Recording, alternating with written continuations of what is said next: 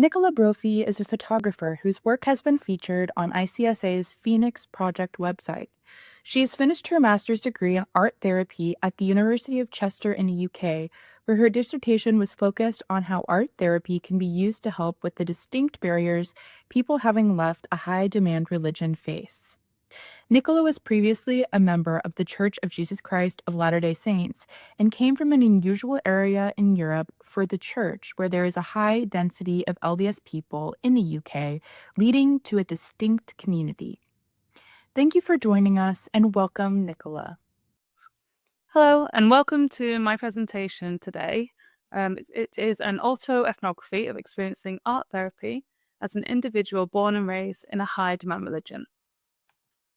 So about me, my name is Nicola Brophy. I'm a qualified art therapist with a background in photography. I was born and raised in a high-demand religion, which I left about 5 years ago.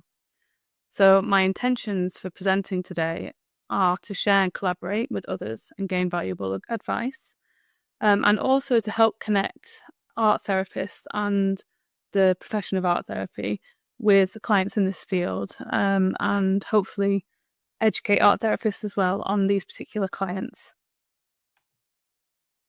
So as I'm discussing my research, I think it's important to touch on what autoethnography is.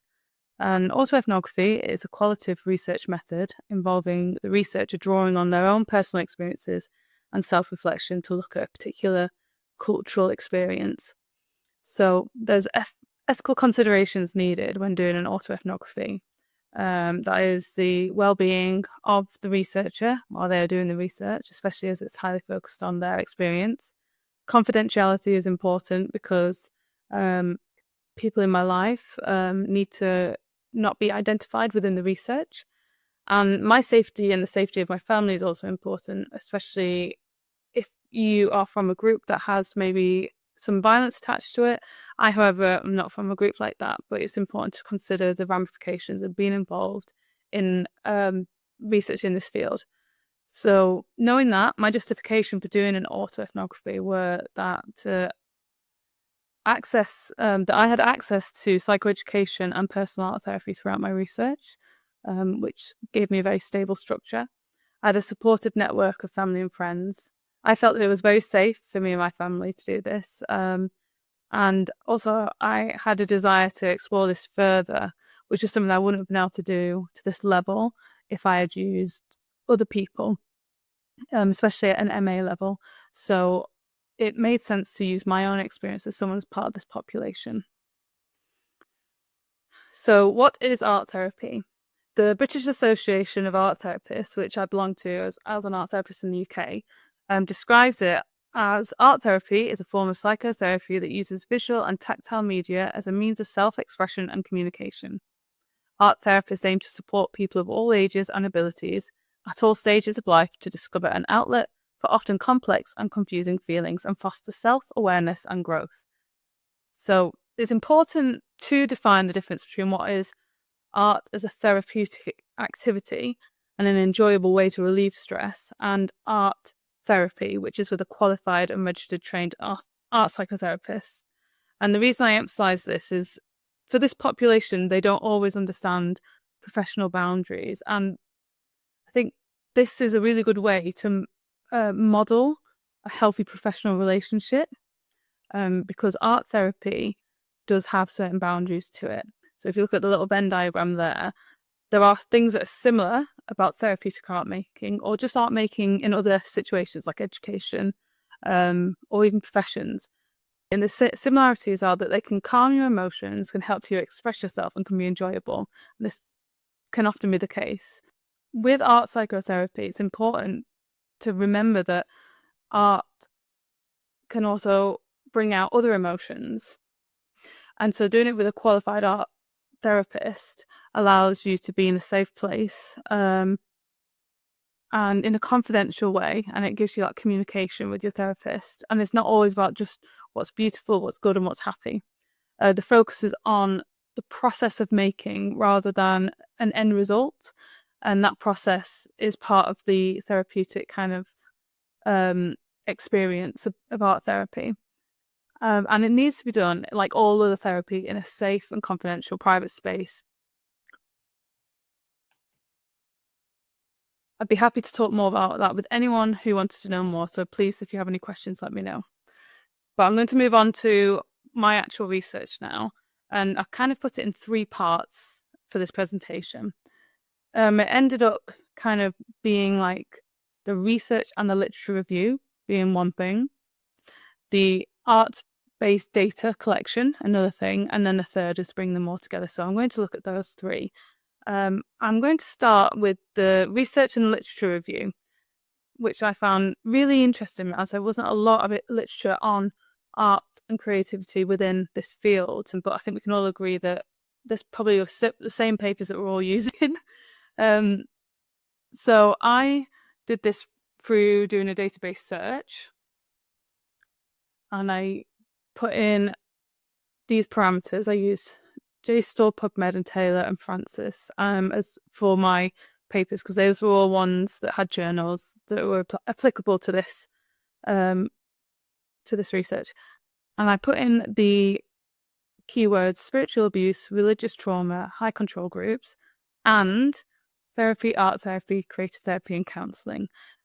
I then also did a hand search through journals that I knew were specialised in this. And when I went through them all, I did manage to bring it down to 18 that I felt were relevant for the right population, were the right kind of literature. So I have the references here of the different articles that I found, and I'm sure you will recognise some of them. You may have even written some of them. But these were all the really helpful articles that I found, and I'd be happy to share this list with anyone. And I chose these, and I was really happy with this because I felt that it was a really good mixed view of research in this field. They were mixed between different countries, I felt. They were quite mixed. There were some qualitative. There were some that were academic papers or literature reviews on a topic, some that were mixed method, and then there was also quantitative, like surveys and things like that. And I found that as I read through all of these, there were some themes that were coming out of them. So I kind of developed 2 themes with particular sub-themes. So the first theme I found was the theme of the challenge faced by this population. So the challenge of people that have left high-demand religions or have experienced cultic coercion or spiritual abuse. There was certain challenges that they faced in finding help. Within this, so the sub-themes of understandings from the health practitioners, obviously the kind of themes of trauma, attachment issues, and identity development were coming out a lot also, especially with second generation or multi-generation members. Trust in relationships and institutions was a big challenge for many people, and also the transition period when they first left and made that decision to leave a group. That transition period was a huge challenge and was found in a few different studies to be a very dangerous period, I guess, a very scary period, and a period when help and support is needed. I then looked at the theme of what current therapeutic interventions had happened within these papers and what was their connection to art therapy, to see kind of if I could kind of put together how they could work, or if there was any clues or hints of the direction I could go in for this study. So I within this I looked at specific interventions, and there was a few mixed ones, but I found that they were all very person-centered. And there was definitely a theme within all of the interventions of reclaiming autonomy and power. And I did find within them definitely lots of hints towards art and creativity. So my findings from the literature as a whole were that fostering personal agency, control, and reclaiming autonomy is vital. This was a very big theme within all of the studies. recovery through equal relationships and non-authoritarian approaches was really important. Balance between guidance and empowerment builds confidence. So the therapy needs to allow for that empowerment, can't provide all the answers. Interventions like brief, intermittent developmental therapy, creative therapies, and transformative coping supported the delivery of therapy to this population. I also found a common theme of psychoeducation for stabilization. And I thought this was very interesting because there was also an emphasis on the caution that is needed for this group for engaging in like other stabilizing activities or grounding activities that therapists might use, such as meditation and mindfulness. And I thought that was really important, and the idea of psychoeducation being brought into it for that stabilization. And there was also the theme that art and creativity that can promote personal growth, emotional well-being, and spirituality. Everyone will necessarily want to engage spiritually, but art therapy allows for flexibility. So that's why I found that very interesting. So with that, I obviously didn't find a huge amount on art therapy for this population. There was fantastic study done at an International Cultic Association conference in Manchester, which was a fantastic base for me to go off as something that was very affirming for what creativity could do for this population. And so that was called Flowing Towards Freedom. And that's on my list for the references, and that was very influential. So with that kind of understanding of where the field was, I went about kind of the actual project itself, which I decided to do by collecting data on my experience over about 20 months. So I tried my best to be quite objective about it and quite not too subjective, I guess. I didn't want to make it too subjective. So this is my attempt at that. So my creation of data was over 20 months, from October the 4th, 2022 to March the 6th, 2024. And all the data on these timelines are from personal art therapy sessions. So like things that were made in personal art therapy, things that were made in class experientials within the art therapy course, and things that were made within my own personal reflection. There's also notes that were taken in class after therapy or just as journal writing. And I've kind of collected all that data and put it together with like a time frame so I can kind of know when it happened. It took a while to collect all of that, but I did it. After I did it, I did take a break to allow a break from the data, to kind of increase that objectivity, and come back to it, maybe have a different perspective. Because going through the timeline itself and putting it all back together was actually quite an intense experience. It definitely made me live through some of it again. I kind of brought back memories of how I felt at certain times during these 20 months. So it was quite intense. So yeah, for many reasons, the break before I actually analysed the data was needed. And so I created a qualitative data analysis table, and in it, I put all the images, the art experientials, the personal art, journal therapy, and notes. And I looked at kind of the codes that were coming out of it and the words that were coming out of it. So I came up with some initial codes, such as inside versus outside, of like white and transparent was a big one that came through, color, layers, things like that. We can kind of look through this table hopefully a little bit. No, we cannot. But I have about 22 pages of the data collected. Some of it was about clay, grounding, different things. And then those codes then got refined into more kind of umbrella codes. That's kind of all where the data came from. And to give you kind of a taste of what the data was, I'm going to tell you about two different parts from the data that I collected. So the first experiential group that we had in the art therapy course. Now, an experiential group is when you you don't learn through someone telling you, you experience it for yourself. So we formed a group and we engaged in art therapy so that we could learn through that experience what it was like. And this is the first time I'd ever done it. And these were people that I'd just met, and they were going to be on the course with me for the next 2 years. So I wanted to share this experience as something that I thought was really important to remember. What I did is I sat down. We were just given open space for 45 minutes or so before we'd come back and discuss.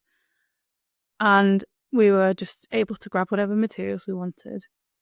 And I had very little thought about wanting to reveal that much about myself. I didn't necessarily want it all to come spilling out. So I got some card, a piece of card, like quite thick card, and I got some pastels, the soft ones. I created spots of colour all over this piece of card, and I rubbed it in. I liked the feel of the texture and rubbing the colours in.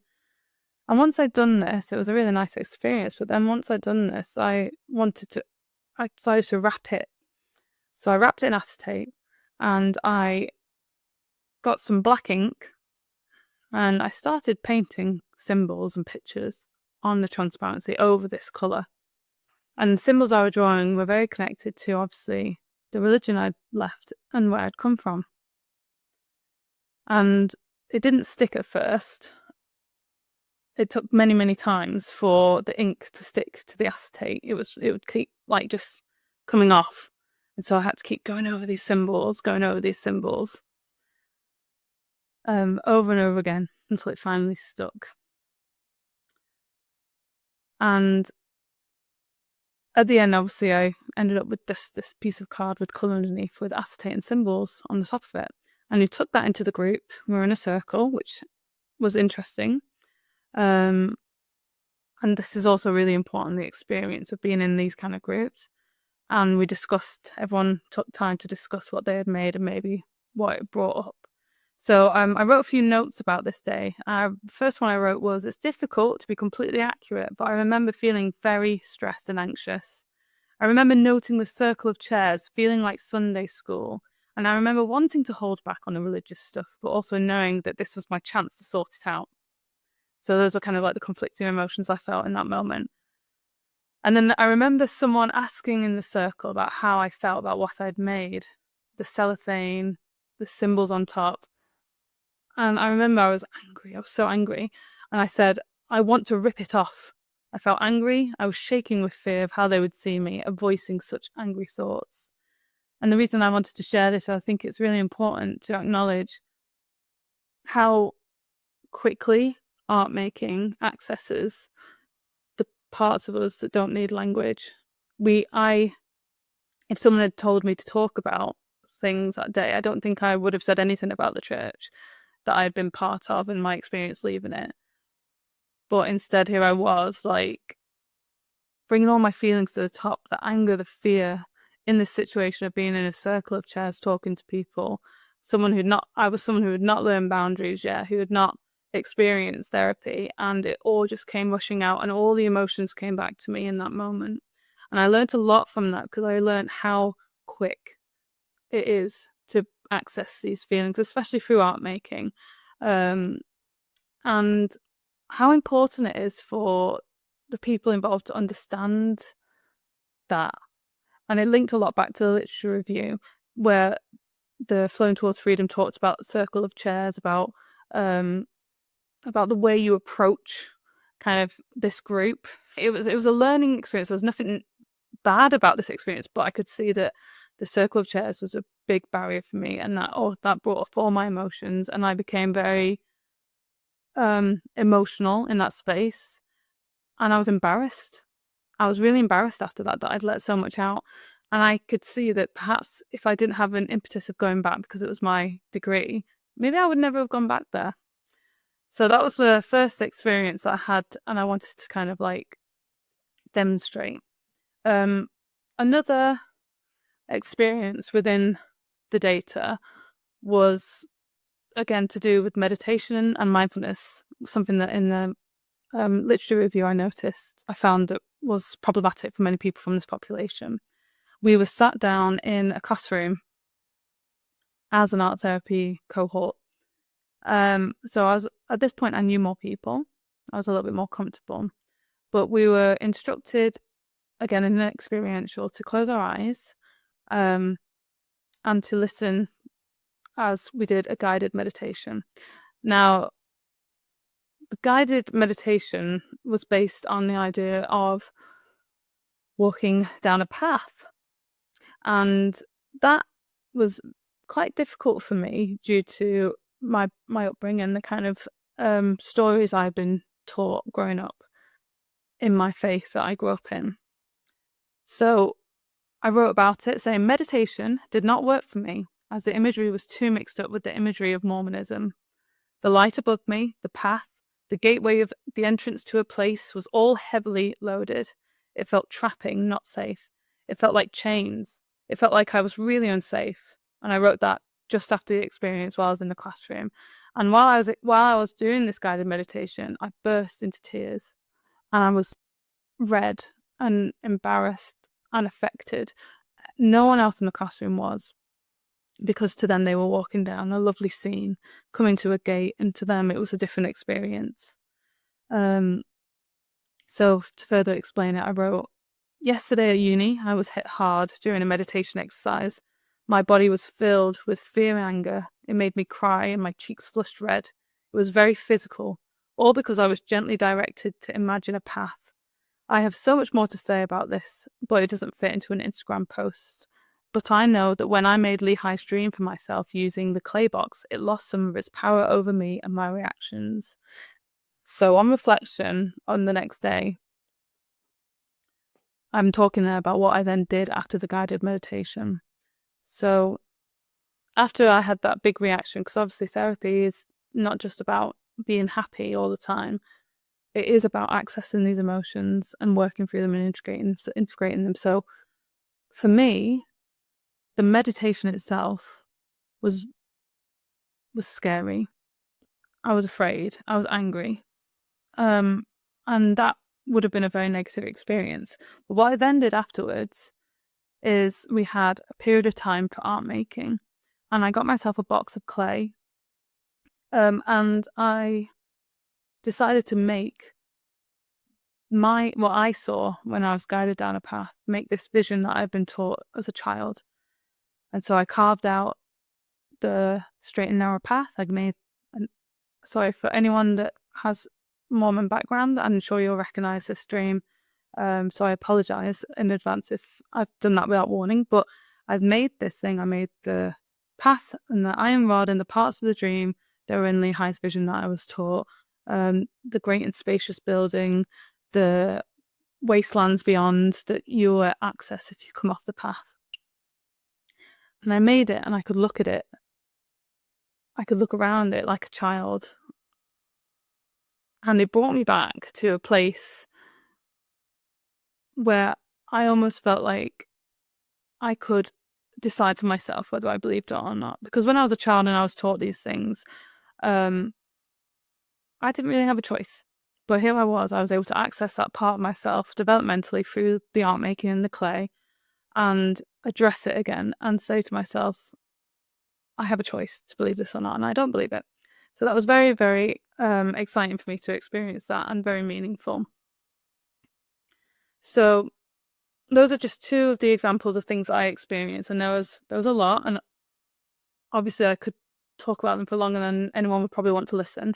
But for me, hopefully that gives you a taste of the kind of data that was being collected, these notes on it and this art making experience. And so once I had all of these experiences together and I had all the themes together, I then kind of was able to create 3 kind of sections.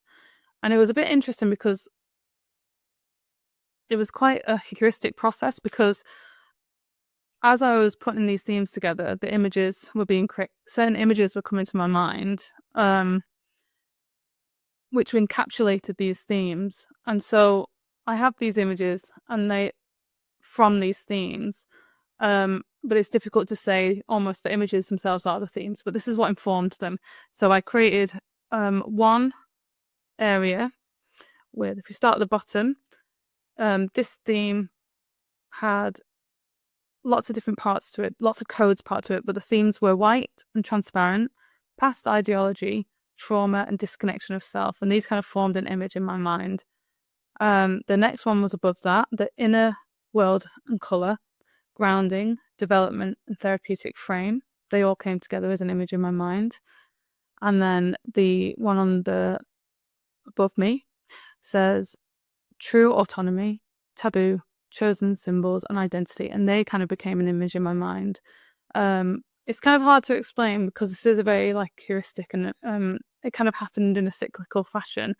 As I was thinking about things, the images were coming to mind and the themes were being created. So it's not always as easy as to pull it apart, but I've tried to kind of display it so you can see the thought process quite clearly. So with these sub-themes, I then created the images, which is the part 3, bringing them together. So Sean McNiff wrote about arts-based research, and that is the systematic use of the artistic process, the actual making of artistic expression in all of the different forms of the arts as a primary way of understanding and examining experience by both researcher and the people that they involve in their studies. So this became art-based research because it was expressed through imagery.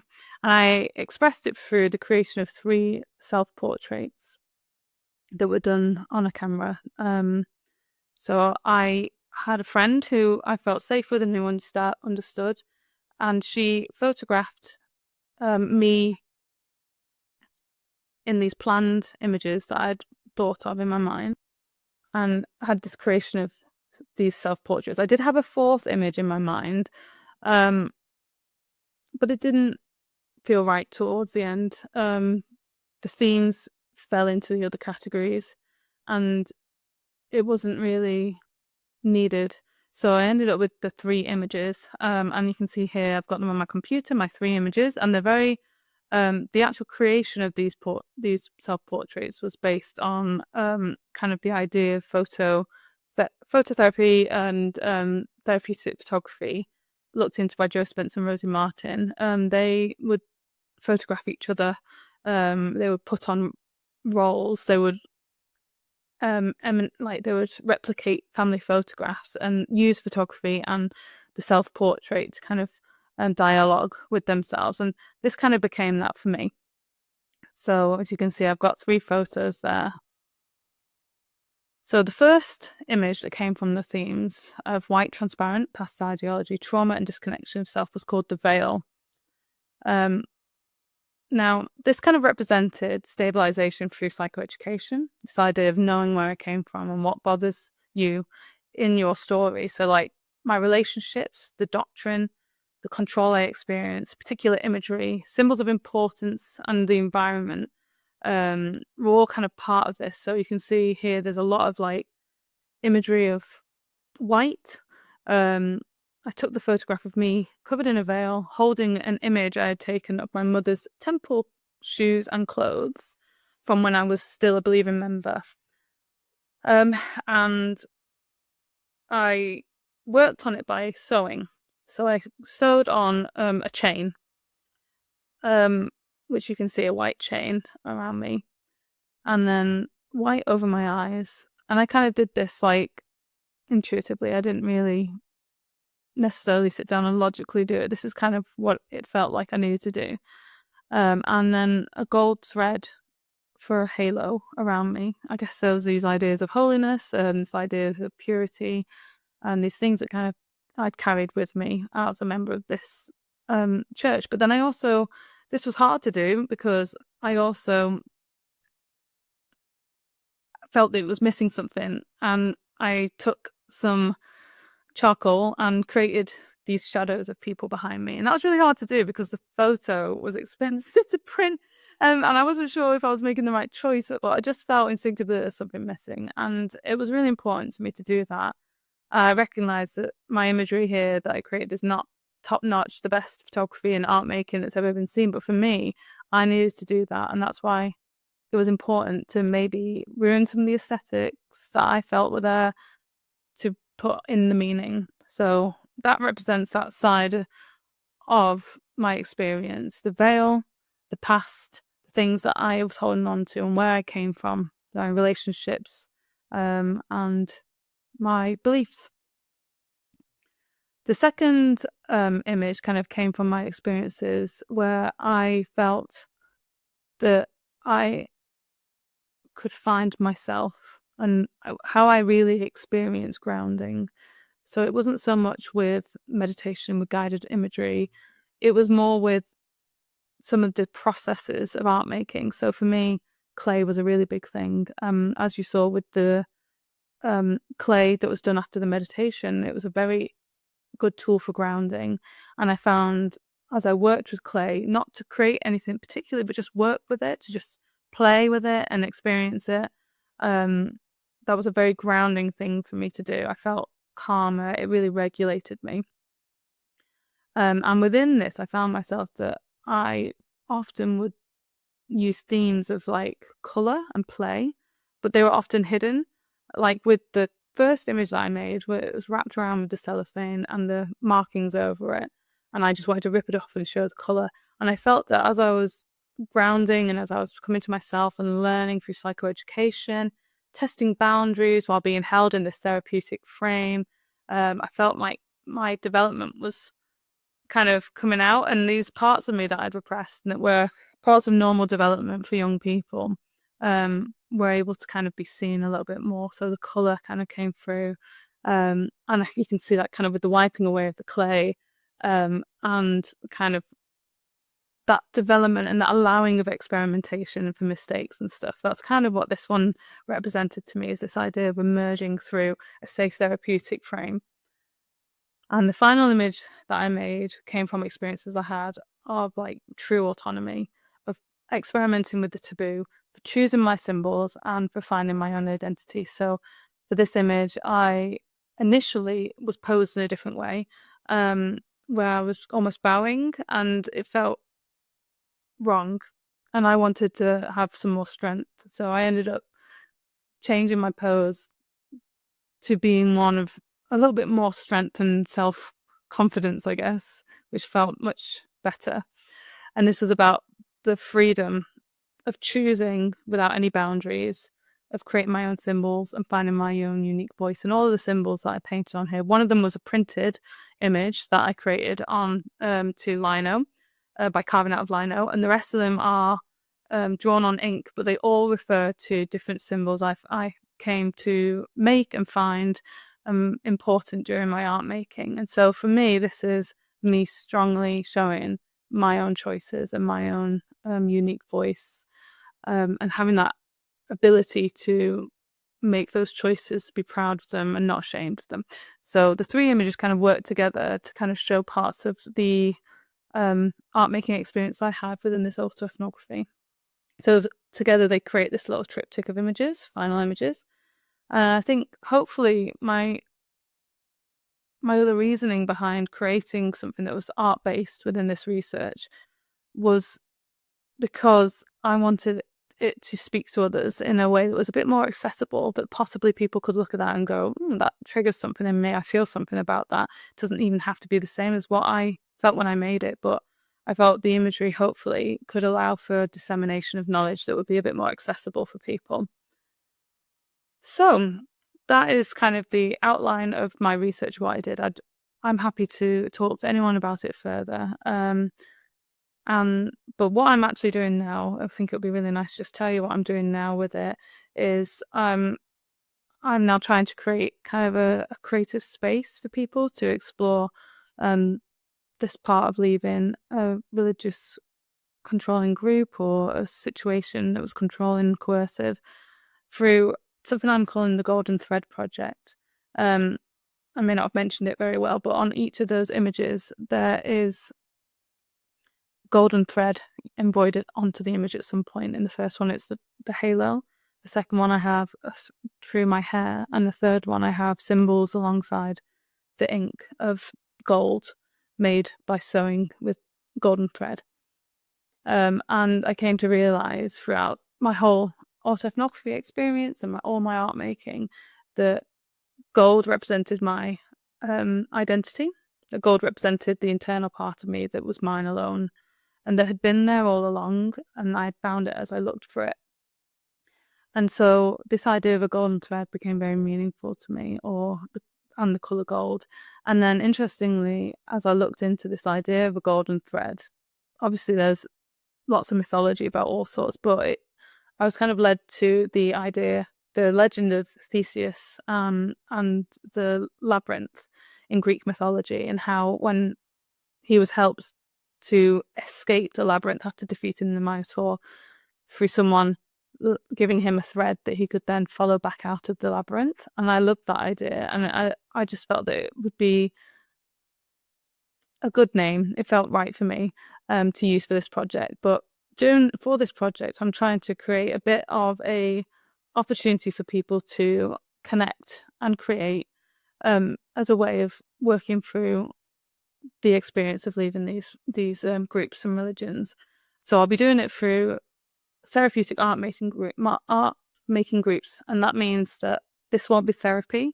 It'll be a chance to explore making art and how we can express ourselves using art, and it'll be more open. It won't be a confidential environment in quite the same way, but trying to just make it accessible for people to maybe look at how they can incorporate their art practice or look into an art practice that could help them through these times.